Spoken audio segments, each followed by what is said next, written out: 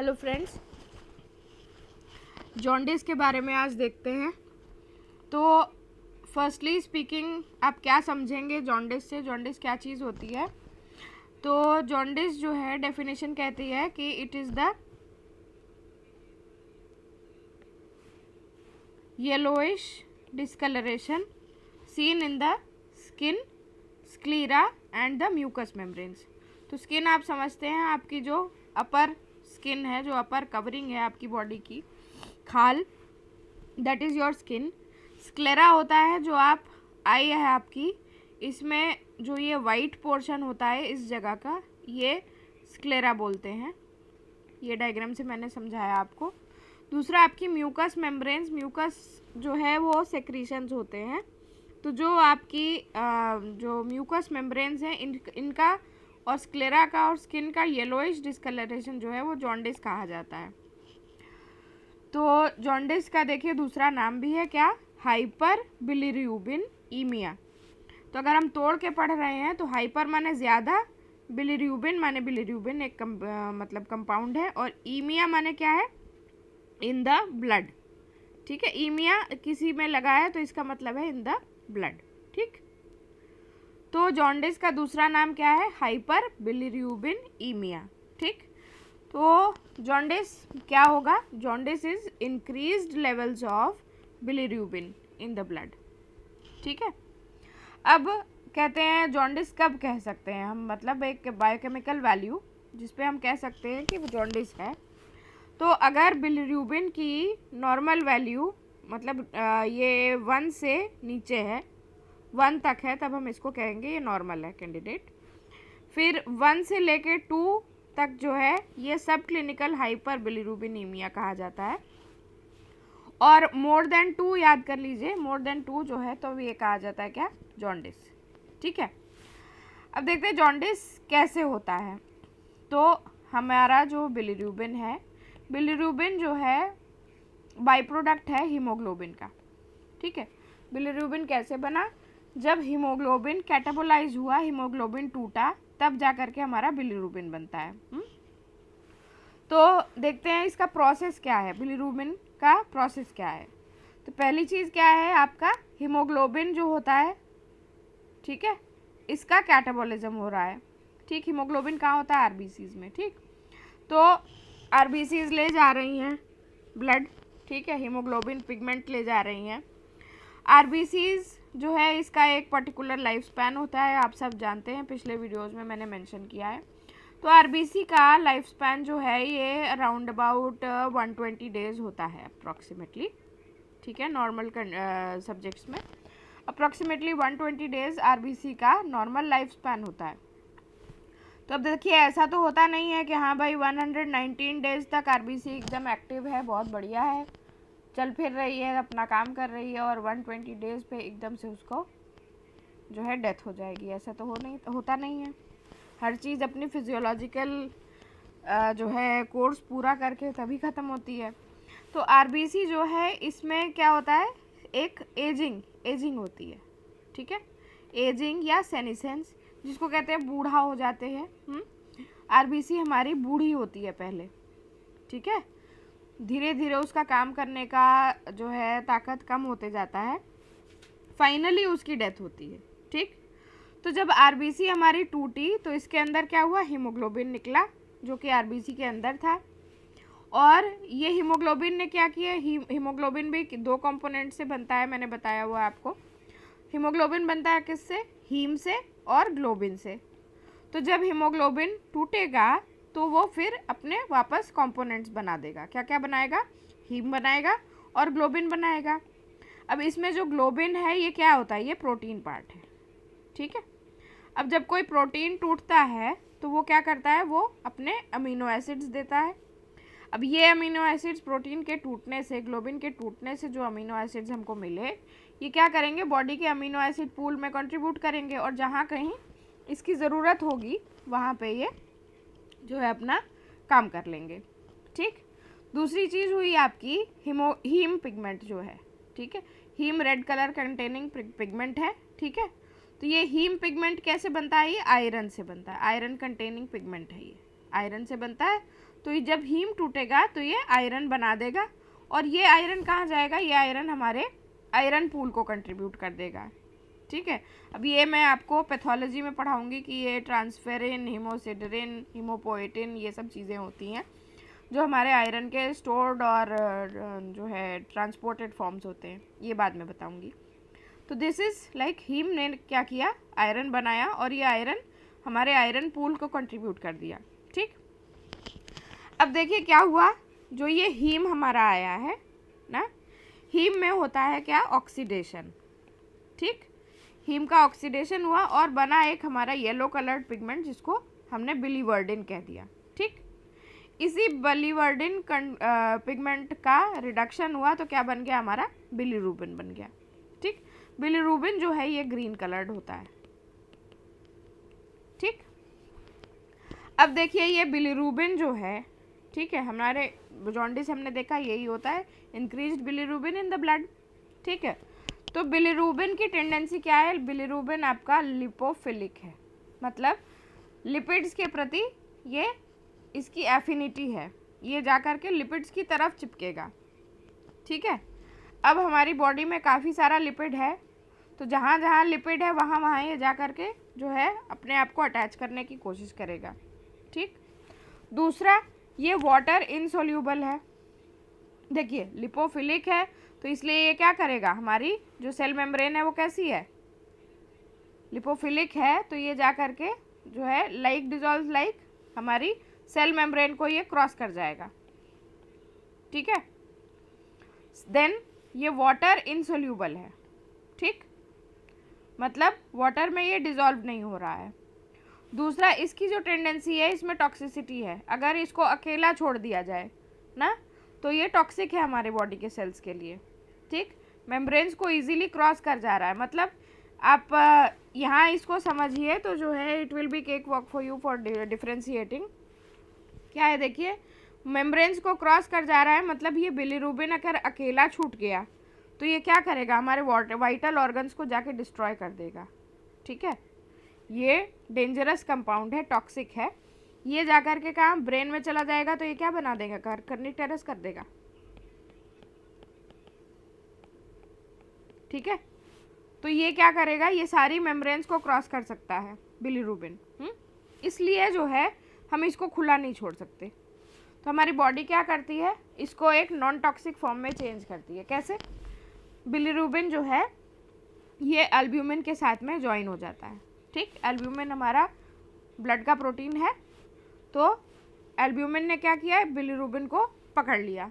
ठीक, दोनों एल्ब्यूमिन ने बिलीरूबिन का हाथ पकड़ लिया। अब जो ये बिलीरूबिन और एल्ब्यूमिन कॉम्प्लेक्स जो ये बन गया, ये नॉन टॉक्सिक है। ठीक है, तो ब्लड में जब फ्लो किया ये तो क्या हुआ, ये नॉन टॉक्सिक कॉम्प्लेक्स बना दिया। ठीक है, अब ब्लड के थ्रू ये बिलीरूबिन एल्ब्यूमिन कॉम्प्लेक्स जो है ये पहुंचा कहाँ, लिवर में। ठीक, अब यहाँ लिवर में जा कर के क्या होगा, एल्ब्यूमिन जो है इसको बाय बाय कर देगा बिलीरूबिन को। एल्ब्यूमिन जो है ये this will stay back and bilirubin alone it will enter liver को। ठीक, अब लिवर में होते हैं हेपेटोसाइट्स। ठीक है, अब ये हेपेटोसाइट्स का क्या काम है, पहला ये अपटेक करेंगे बिलीरूबिन का, देन इसका कॉन्जुगेशन होगा और देन इसका एक्सक्रीशन एंड ट्रांसपोर्ट होगा। ठीक, अब देखिए क्या है, नोमेनक्लेचर के लिए देखिए, जो कुछ लिवर में हो रहा है इसको ऐसे काट तोड़ लेते हैं, जो कुछ लिवर में हो रहा है दैट इज हेपेटिक। ठीक, जो कुछ लिवर के पहले हो रहा है दैट इज प्री हेपेटिक,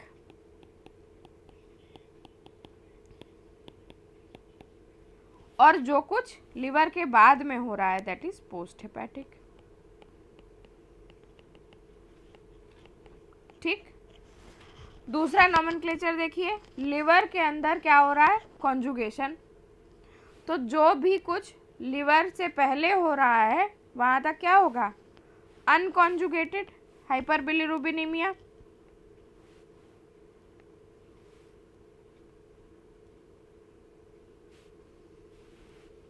यहाँ पर क्या होगा, अनकॉन्जुगेटेड,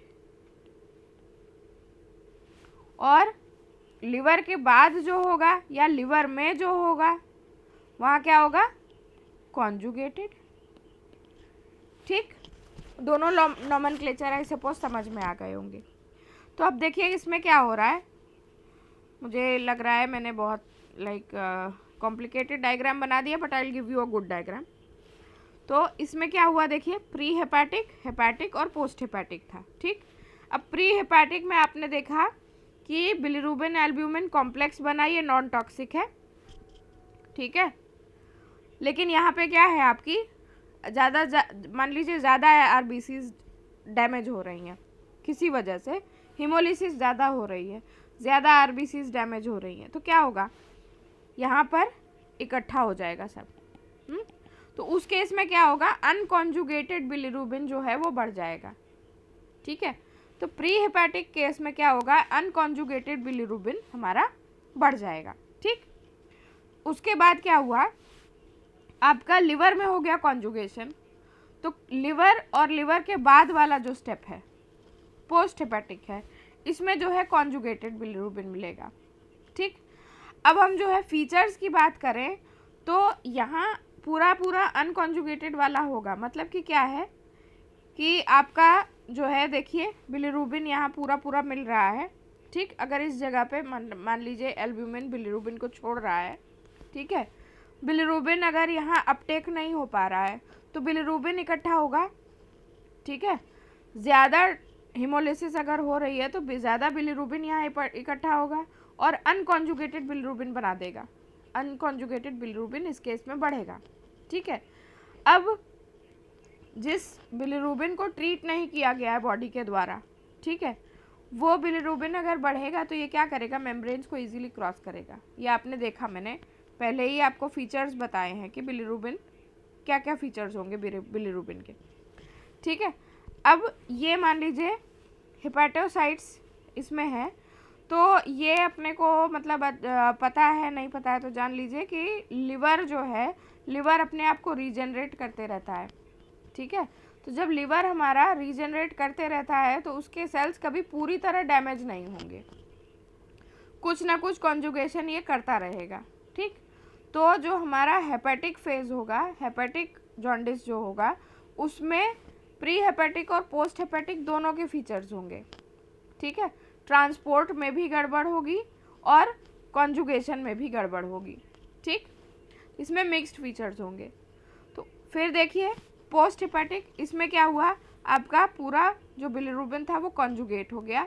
तो जो पोस्ट हेपेटिक फेज में हमारे पास बिलिरुबिन बच गया, that is always what, conjugated hyperbilirubinemia. जो ट्रांसपोर्ट की वजह से दिक्कत है, that is because of conjugated hyperbilirubinemia. ठीक, अच्छा स्टेप क्या है देखिए, यहाँ पे आपका ये तीनों स्टेप हो गए, अपटेक, कॉन्जुगेशन और एक्सक्रीशन। इसके बाद क्या होता है, जो बाई प्रोडक्ट्स बचते हैं वो सारे आपके बाइल डक्ट के थ्रू ट्रांसपोर्ट हुए। ठीक, बाइल डक्ट में पहुँचे, बाइल डक्ट से फिर कहाँ, बाइल डक्ट कहाँ खुलती है, डिओडेनम में। तो डिओडेनम में जब ये आया तो इसको हमने 80% इसका फॉर्म जो है ये डिओडेनम में आ गया। यहाँ एक हम लोग कहते हैं कि इसको स्टर्कोबिलिनोजन कहते हैं। ठीक है, और दिस फॉर्म स्टर्कोबिलिन। स्टर्कोबिलिन क्या करता है, ये आपको नॉर्मल जो जॉन्डिस में क्ले कलर्ड स्टूल मिल जाता है, ये इसकी वजह से मिलता है। और 20% जाता है यूरोबिलिनोजन को और ये बना देता है यूरोबिलिन। ये यूरोबिलिन पिगमेंट जो है, this gives the characteristic yellow colour to the urine.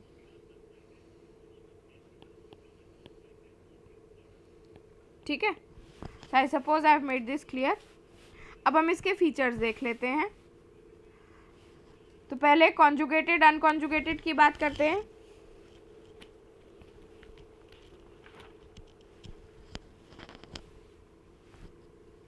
पहले कॉन्जुगेटेड और अनकॉन्जुगेटेड की बात करते हैं। देखिए कॉन्जुगेटेड बिलिरुबिन है अगर, तो इसमें बिलिरुबिन की जो सीरम लेवल्स हैं ये इंक्रीज्ड होंगी, और कॉन्जुगेटेड में, अनकॉन्जुगेटेड में सीरम बिलिरुबिन की लेवल्स इंक्रीज्ड होंगी, और कॉन्जुगेटेड हाइपरबिलिरुबिनीमिया में ये डिक्रीज होंगी।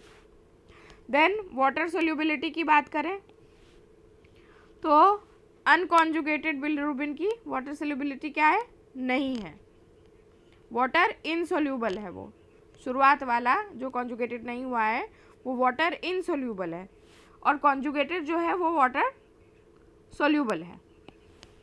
देन लिपिड सोल्यूबल की बात करें तो शुरुआती जो हमारा था बिलिरुबिन जो कॉन्जुगेट नहीं हुआ था वो लिपिड के लिए उसकी एफिनिटी थी, वो लिपिड सोल्यूबल था, ठीक है, इसीलिए वो मेम्ब्रेन्स को क्रॉस कर जा रहा था। तो लिपिड सोल्यूबल है, अनकॉन्जुगेटेड बिलिरुबिन लिपिड सोल्यूबल है, कॉन्जुगेटेड नहीं है। देन अनकॉन्जुगेटेड बिलिरुबिन जो है उसकी एल्ब्यूमिन से बाइंडिंग, मतलब ये टॉक्सिक था तो इसलिए इसको एल्ब्यूमिन के साथ में कॉम्प्लेक्स बनाना था, तभी ये ट्रांसपोर्ट हो रहा था, तो इसकी एल्ब्यूमिन बाइंडिंग इंक्रीज्ड है और कॉन्जुगेटेड की नहीं है, डिक्रीज्ड है। देन रीनल एक्सक्रीशन, किडनी के थ्रू एक्सक्रीशन, अनकॉन्जुगेटेड का नहीं है, कॉन्जुगेटेड का 20% हो रहा था, मैंने टेबल में बताया था आपको। Then affinity to the brain कहते हैं, मेम्ब्रेन्स क्रॉस कर रहा है तो अनकॉन्जुगेटेड बिलिरुबिन जो है वो उसकी एफिनिटी होगी ब्रेन के टिश्यू के लिए और कॉन्जुगेटेड की नहीं होगी। तो आई होप मैंने बता दिया आपको अनकॉन्जुगेटेड और कॉन्जुगेटेड में डिफ्रेंशिएट करना आता है। I suppose I have made it clear. For a very clear diagram please refer to the other video, next video I will give you good diagrams जो कि आप अपने प्रॉफ एग्जाम्स में बना पाएंगे। Thank you so much. Keep watching, keep studying.